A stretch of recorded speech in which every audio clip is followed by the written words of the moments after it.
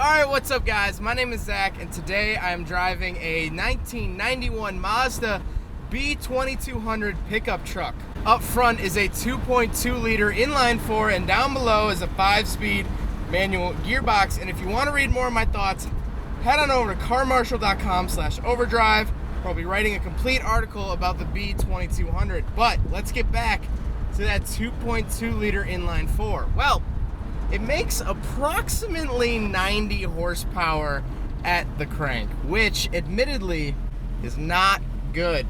But this is also a 90s mini truck. This is actually really an 80s mini truck. And so I've reviewed another 80s mini truck before, a Chevy S10. I'll link to that at the end of the video, as well as I'll be referencing that a lot during this video. Now, like I said, it has a 5-speed manual transmission. It is mounted to the floor, and honestly, the transmission feels really good. It feels very exact. It feels like a Miata's transmission. And you know what? It probably is. It probably is some sort of derivative of the Miata's transmission.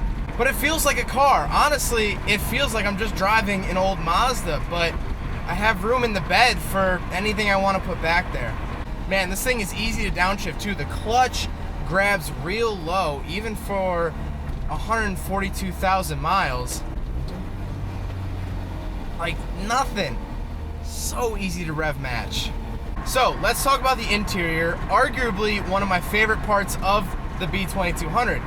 In front of me I have my speedometer, fuel, and temperature.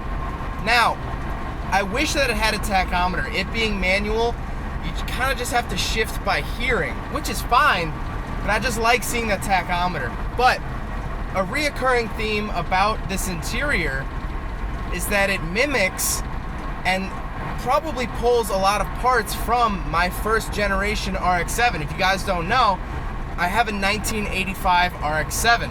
And so a lot of the interior parts are pretty similar. I'll show some comparisons here.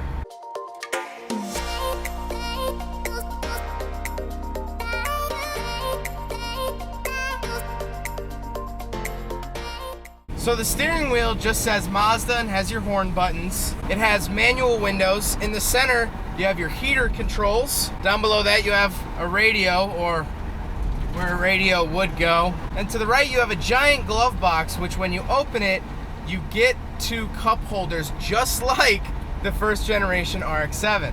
The handbrake is actually a pull lever by my right.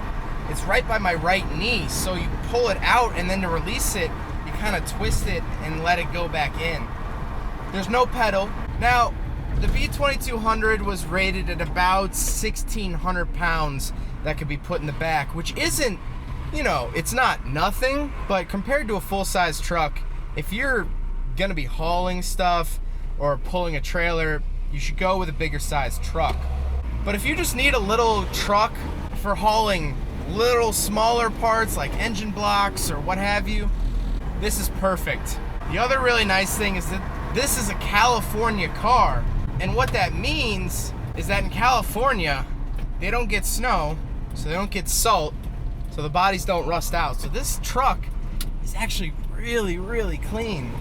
So usually in these videos, after I talk about the interior and engine and transmission and stuff, I usually talk about whatever comes to mind, and what really comes to mind is just the driving feel of this pickup truck, in the fact that it doesn't feel like a pickup truck. Yes, I have a giant bed behind me and I'm a little up higher than most other cars, but other than that, it almost feels like the Subaru Loyale that I drove.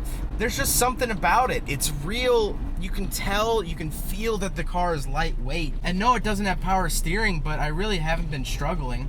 You can feel that the car is lightweight. Yes, it's underpowered, but it almost feels excited.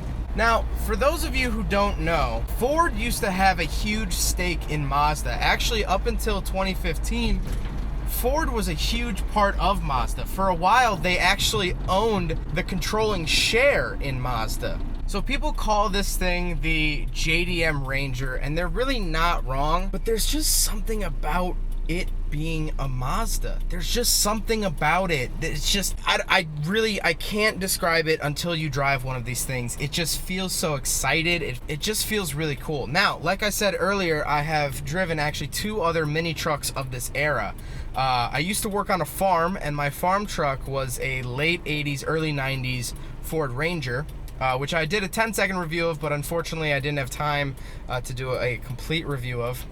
And then I've driven the 1988 Chevy S10. And so really, I'm going to be comparing it to the S10 because the Ranger felt the exact same way. After I worked at the farm, I was on Craigslist almost every single night after that, looking for Rangers for sale, late 80s, early 90s Rangers to buy. I fell in love with that little truck. And really, I'm falling in love with the B2200. Now, compared to the Chevy S10, the Chevy S10 had a way larger engine. It had a 2.8 liter, which felt a lot more powerful than this truck's little 2.2. But other than that, if I were pitted, to drive the S10 or the B2200, I think I'd choose the B2200 just because it's a Mazda, and you guys know I love Mazdas. You guys know I'm a Mazda fanboy, and there's just something so fun about this thing. This car almost feels like a golden retriever on 4 wheels. It's kind of dopey. It's not the fastest, but at the end of the day, it'll love you. Now, the fun thing about this truck is that the owner of this truck has a lot of plans for it, and so I'm sure you will see this truck again in the future. This truck is going to look very different. It's going to sound very different at the end of its life. And that'll all be up on the channel, so keep an eye out for that. Well, I hope you guys enjoyed the video. I hope you guys learned something about the 1991 Mazda B2200 pickup truck. If you want to read more of my thoughts, head on over to carmarshal.com/overdrive.